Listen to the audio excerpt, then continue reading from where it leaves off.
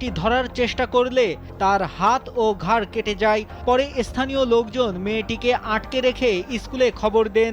School কর্তৃপক্ষ ওই শিক্ষককে হাসপাতালে নিয়ে যান। সেখানে ওই শিক্ষকের শরীরে 3টি সেলাই লাগে। পরে ওই শিক্ষককে বাসায় পৌঁছে দেওয়া হয়। 19 আগস্ট চাঞ্চল্যকর ঘটনাটি ঘটে Rajshahi cantonment public school and কলেজের সামনে। আহত শিক্ষকের নাম মারুফ কারখি। তিনি ওই স্কুল অ্যান্ড কলেজের বাংলা বিষয়ের সহকারী শিক্ষক।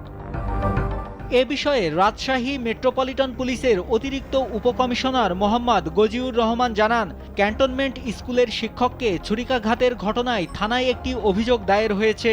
তদন্ত সাপেক্ষে আইনগত ব্যবস্থা নেওয়া হবে। ভিকটিমের পক্ষ থেকে থানায় অভিযোগ দায়েরের জন্য এসেছে, অভিযোগটা গ্রহণ করা হচ্ছে। এরপরে আমরা আইনগত ব্যবস্থা গ্রহণ করব। জানা যায় ওই ছাত্রী একসময় Rajshahi cantonment public school and